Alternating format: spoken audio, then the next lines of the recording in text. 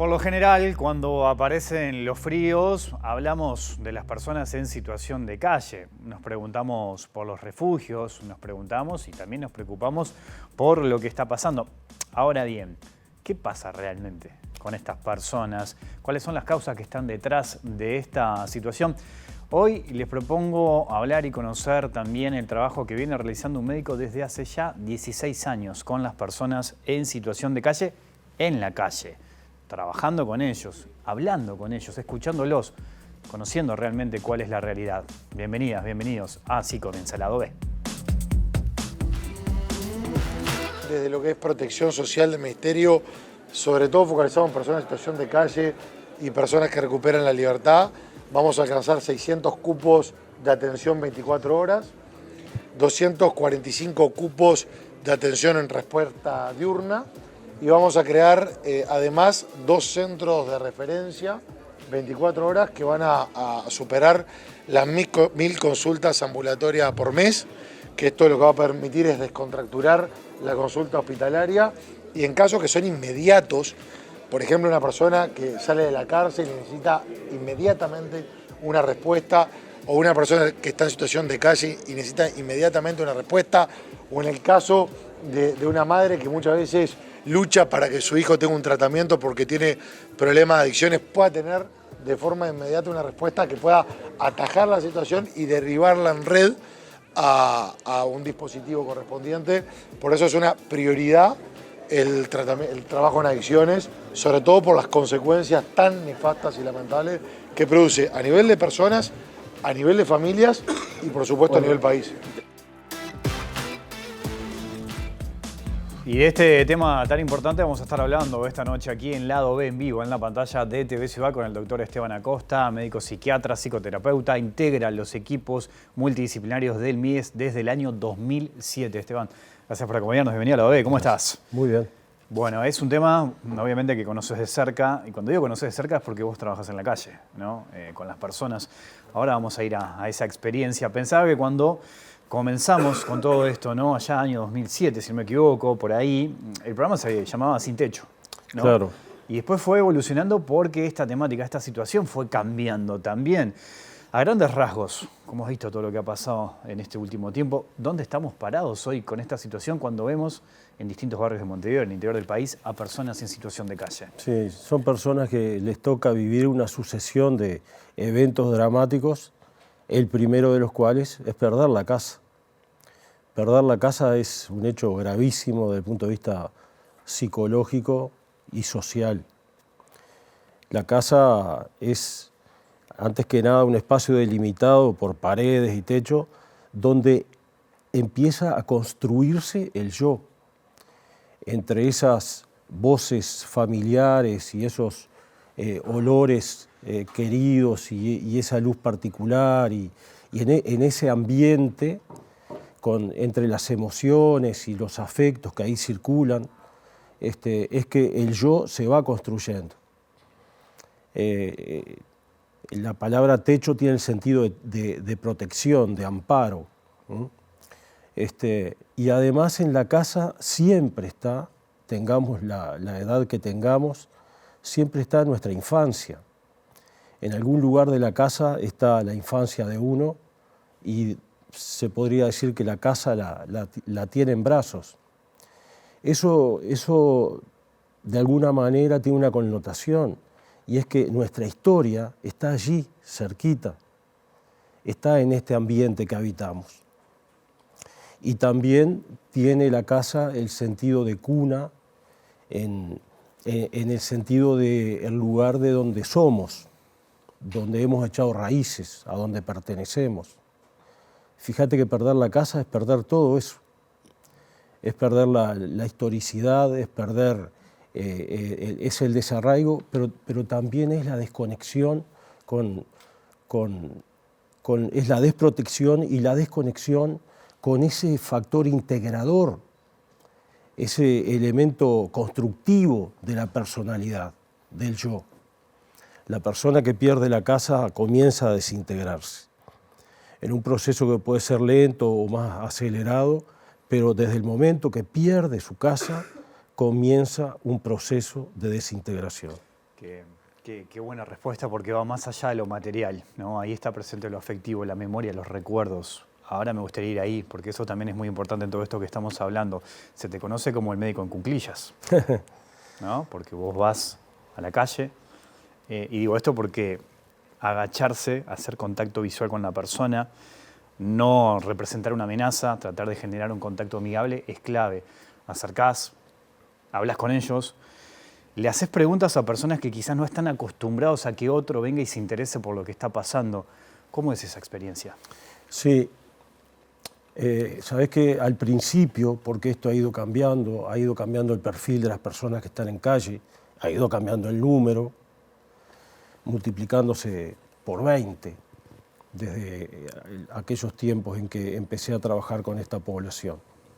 Al principio la gente eran personas que a raíz de la crisis económica que había habido en la región, habían desembocado en la calle por factores económicos.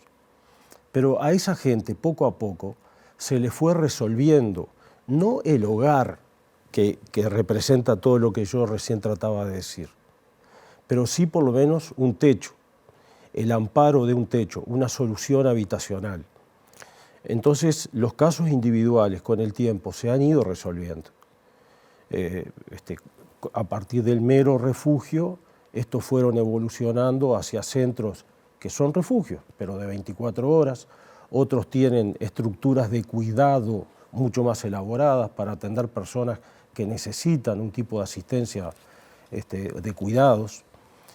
Otros se han especializado en la atención de familias uniparentales, en general madres con hijos menores a su cargo. Otros atienden la situación de los migrantes, que es una situación muy particular también. Y bueno, y recién estábamos escuchando cómo se comienza a diseñar dispositivos para otro tipo de situaciones de las cuales hablaremos, ¿no? Pero entonces lo que quiero decir es que individualmente la mayoría de los casos van quedando, digamos, bajo techo. Entonces mi trabajo cada vez menos sucede en plena calle. Cada tanto yo, y ahora tengo que hacerlo justamente en estos días y la semana pasada también, pero ya no es permanentemente bajo techo. A veces transcurre mi trabajo en los refugios, en las casas de acogida, en casas de medio camino y también en mi propio consultorio. Me encanta hacer eso.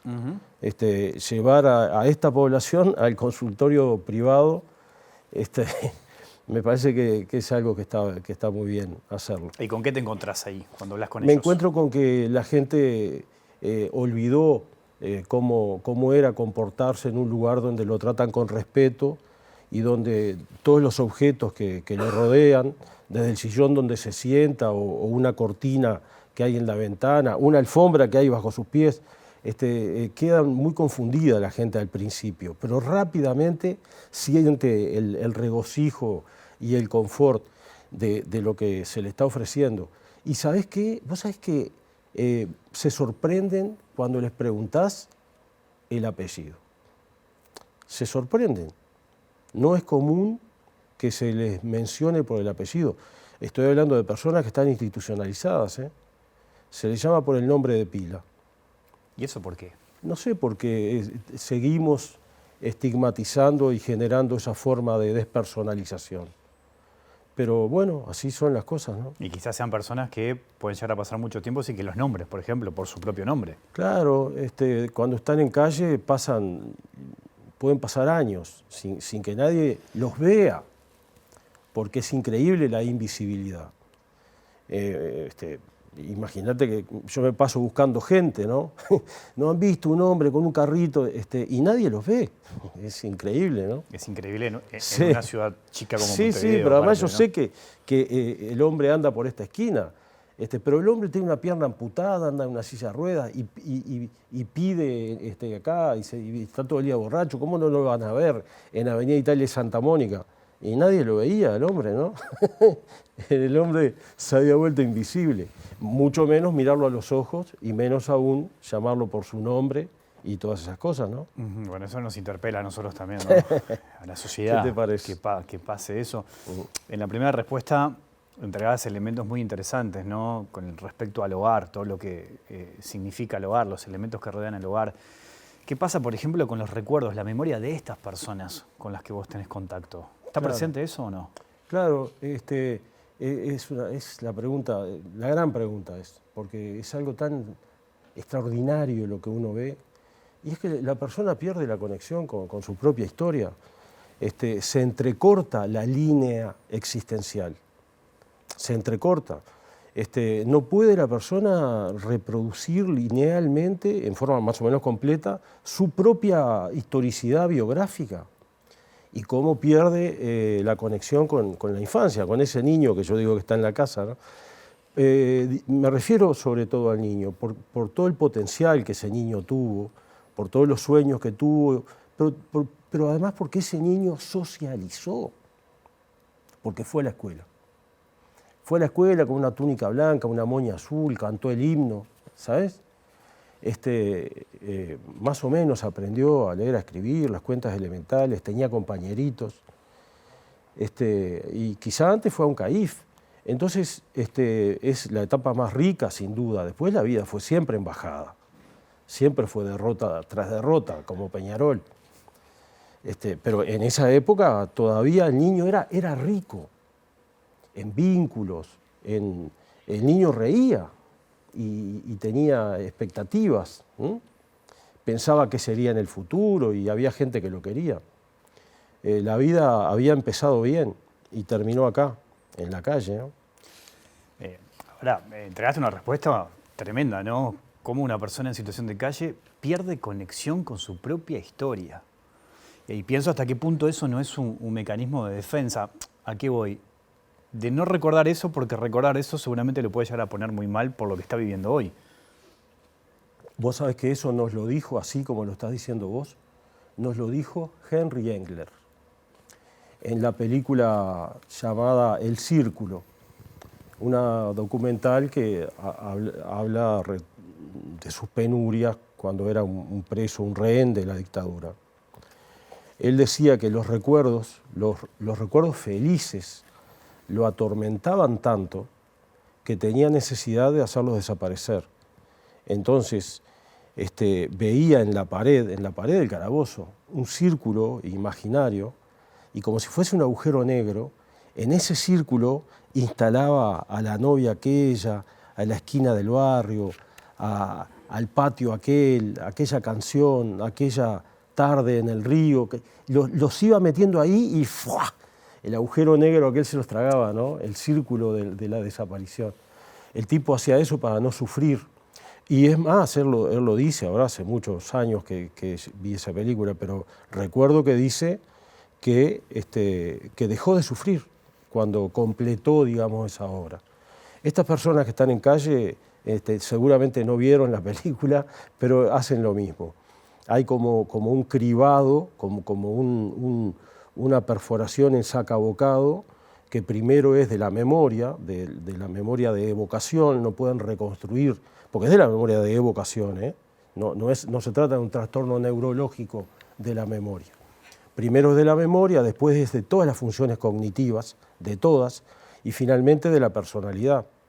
Es decir, son personas porosas, es decir, porque están caminando hacia la vía final común, que se llama síndrome de autoexclusión, que es un síndrome característico de estas situaciones de aislamiento.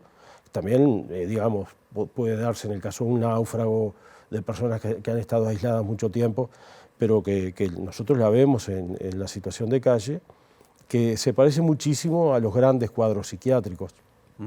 Ahora, ese síndrome de autoexclusión, que nosotros lo podemos notar en personas que viven en el centro, porque la mayoría está en el centro, en Cordón, en Ciudad Vieja, en zonas superpobladas, además, Sí, a la vista de todo, están, y completamente aislado del resto. Es una El contradicción. síndrome de autoexclusión, prometo no aburrir con esto, pero simplemente digo, es lo que explica el por qué la persona rechaza todo aquello que le puede dar una mano para mejorar su condición.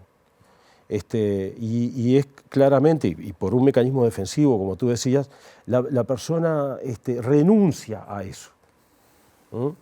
Renuncia a eso. Porque recuperar la esperanza como de reiniciar un proceso ascendente de restitución de la normalidad de la vida, lo mataría de sufrimiento. Entonces queda en un estado como vegetativo ahí, como si fuera como un estado quístico. Me parece que es una respuesta antropológica básica o simplemente biológica, como a la espera de que las condiciones sean más favorables, ¿no? En esto que ha ido evolucionando, ha ido cambiando, ¿no? Hablabas recién de los motivos allá en 2007, motivos económicos que llevaban a que, bueno, pudiéramos ver personas en situación de calle. ¿Qué pasa hoy? ¿Dónde están las explicaciones? Hoy pasa que es lindo decir que la mayoría de esos casos se solucionaron. Hoy creo yo, tal vez tengo que pensarlo mejor esto, pero me parece que deberíamos clasificar a las personas que están en calle entre los que son solitarios y los que son gregarios. Estos últimos son los que comparten la afición a la pasta base, entonces crean esos grupos, esas bandas ahí, que lo único que tienen en común es que le dan a la lata al mismo tiempo. Son grupos que tienen un alto promedio de lesiones entre sí, de agresiones, ¿no? Están los que acaban de recuperar la libertad, o hace poco tiempo que eran personas privadas de libertad, hace poco que están libres, y después las personas solitarias, que en su mayoría tienen patologías psiquiátricas. La tenían de inicio y se agravó por las condiciones perniciosas de lo que es la situación de calle, o la propia situación de calle la generó. Pero me parece que eso de la gente que se agrupa y los que están solos, ¿no? Me parece una gran diferencia. Es un buen punto. Cuando hablamos de esto hay que tocar otros temas, hay que tocar el tema de adicción, hay que ver y analizar el vínculo entre el consumo y el delito. También hay que ver la situación en las cárceles, ¿no? De las personas que salen y que muchas veces terminan en la calle porque no tienen a dónde ir. Sí. Muchas veces vienen con adicciones. Hay temas de salud mental. Hay un montón de elementos que están sobre la mesa cuando hablamos de esto, ¿no? Sí, en ese grupo de gregarios, de personas que se juntan, están los adictos, y hay delictividad entre los adictos, y hay mucha impulsividad. La pasta base, los mamíferos, digamos, evolucionamos hacia arriba y hacia adelante, ¿no? Esas estructuras superiores y sobre todo anteriores, frontal y prefrontal, y también las estructuras intermedias que relacionan uno y otro hemisferio, son necrosadas, son dañadas severamente por la pasta base. Entonces estas personas pierden el filtro moral y pierden la capacidad de contener la impulsividad y la agresividad. Entonces son seres humanos, pues tienen derechos, pero cuidado porque el comportamiento que tienen es muy primitivo, ¿no? Es muy impulsivo, muy violento, es muy, muy primitivo. La pasta base en particular, todas las drogas tienen como un alma que va desalojando al alma del sujeto y se va instalando en su lugar. La pasta base tiene una característica, y es que lo primero que hace es tratar de seducir el basero, haciéndose la alita quebrada, el desgraciado. Empieza por ahí. Pero si fracasa en este intento de persuasión, como de halago y de cosas, se dispara la impulsividad y la agresividad. El otro tipo de problemas son la gente que ha estado privada de libertad, a veces, muchas veces, y en realidad los más peligrosos no están en la calle, están reinsertos en una organización. Pero algunos de los que están en la calle también están haciendo inteligencia, como dicen ellos, ¿no? ¿Cómo sería eso? A ver. ¿Inteligencia en qué sentido? Observando y cosas, los movimientos, ¿no? Eso lo notás en la calle, sí. Sí, claro. O sea que es evidente que las zonas donde hay más personas en situación de calle son las zonas de mayor peligrosidad, ¿no? Donde hay más inseguridad, ¿no? Claro.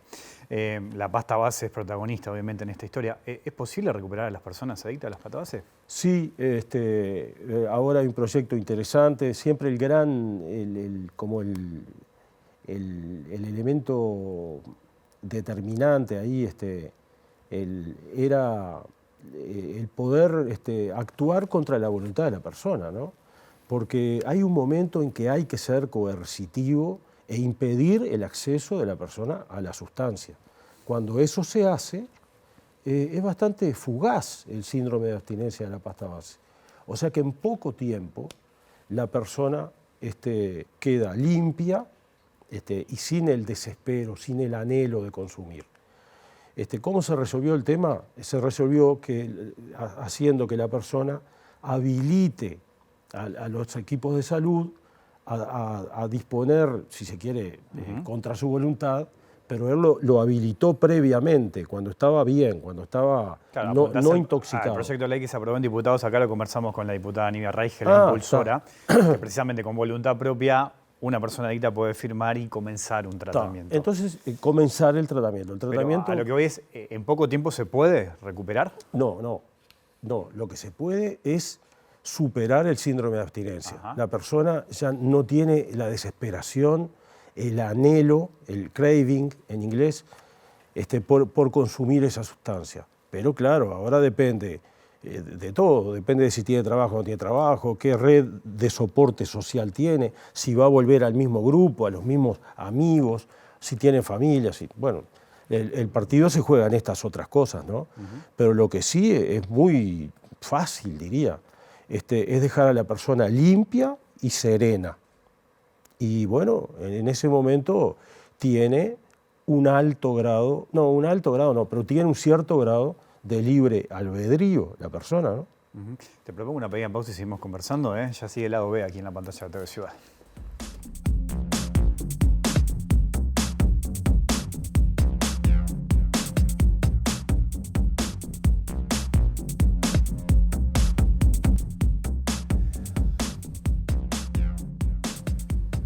Seguimos en vivo aquí en Lado B, en la pantalla de TV Ciudad, conversando con el médico Esteban Acosta a propósito de las personas en situación de calle. Cuando hablamos de este tema, lo veíamos en el primer bloque, hablamos de un montón de aspectos, ¿no? Porque estamos hablando muchas veces de cómo poder solucionar esta historia. También hay un punto de conexión con la primera infancia, invertir en primera infancia para evitar, ¿no?, que después una persona que pueda tener educación, alimentación, vivienda no termine en esto que estamos conversando. Ahí se mete la política, se meten las políticas públicas, se mete la ideología, se meten los discursos de mano dura muchas veces, ¿no? De hecho, hemos visto en estas últimas horas algunos episodios de violencia, de agresión, de denuncia, combates de béisbol, personas en situación de calle. ¿Qué reflexión le genera todo esto, por ejemplo? Primero me encanta esto porque estamos cerca del final del programa, ¿no? Sí. Esto de terminar haciendo una mención, que la estás haciendo tú, a la primera infancia. Y viste cuánto hablé de la infancia, de la casa, del niño en la casa, de todo lo saludable que era ese niño cuando iba a la escuela o iba al CAIF y tenía amiguitos en el barrio, ¿no? En realidad ese niño era más pobre, lo veías en su túnica o en su moña o en sus zapatos, pero no tenía tanto hándicap, no daba tanta ventaja a los niños de otros barrios. O sea que hasta ahí todo estaba bien. Es increíble pensar que la vida empieza bien con un niño al lado de una madre, en brazos, con una cuna, con un techo o techito, o paredes o parecitas, pero empieza en el calorcito del hogar y en el cariño, ¿no? Y después el barrio y el CAIF, la escuela, hasta ahí vamos perfecto. Pero hay un momento a partir de allí que las cosas se tuercen, o mejor dicho, no se tuercen, se dividen. Esa es la cruz de los caminos. Para algunos la vida sigue siendo promisoria, sigue siendo fuente de alegrías y satisfacciones y realizaciones personales, y los otros están condenados, totalmente condenados. Entonces, por supuesto que es un tema de ideologías y de políticas, pero es un tema de alta política. Y uno confía poco, cuando los temas son de alta política, confía poco en que se puedan encarar de una buena vez. Ahora hay un proyecto interesantísimo que no genera institucionalidad, que genera muy poco costo, de la doctora Lustenberg, un proyecto que lo que hace más que nada es coordinar las inversiones en primera infancia, y por supuesto es ahí donde el país tiene que que invertir. ¿No? Porque todas estas personas que yo procuro ayudar, que hace muchos años que trabajo para ellas y que de alguna manera, digamos, me alimento de los pocos logros que podemos conseguir, que son siempre individuales, pero tengo que reconocer que el conjunto de estas personas, lo que hay para hacer por ellas ya es poco, porque ya es tarde, porque todos estos procesos desintegrativos de los cuales estuve tratando de hablar, ya están en marcha, están en curso. Entonces la restitución de la salud plena, de la inocencia, de la esperanza, es imposible, es imposible. Habría que ser muy ingenuo para pensar de otra manera.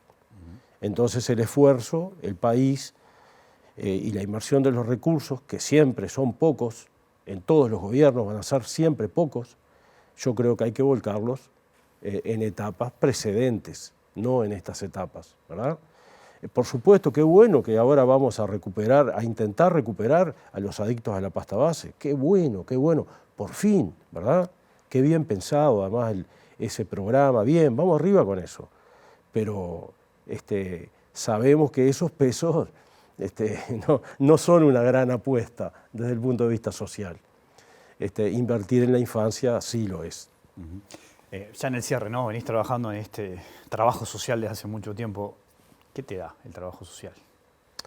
El servicio social, el trabajar en esta área, el atender respetuosamente a las personas que nadie quiere atender o que nadie quiere respetar, personas que infunden temor o asco o molestias, digamos, el privilegiar por una vez a los más infelices con el esfuerzo de uno, te juro que lo único que da es satisfacción. Yo estudié, me recibí de médico, el país me pagó la carrera, me pagó la especialización, todo eso gratuitamente. Yo contraje una deuda con mi país y no voy a pagarla, pero por lo menos tiendo a empardar un poco. El trabajar en el área social se lo recomiendo a todo el mundo. La gente que lo hace ya no lo abandona jamás, porque humanamente eso sí que es jugar y cobrar. Es una fuente de retribución permanente y segura. Nadie se arrepiente de hacerlo. Esteban, gracias por tu visita esta noche aquí al lado de... Hasta la próxima. Nos vamos, volvemos mañana después de las 20 horas. Que pasen bien, chao.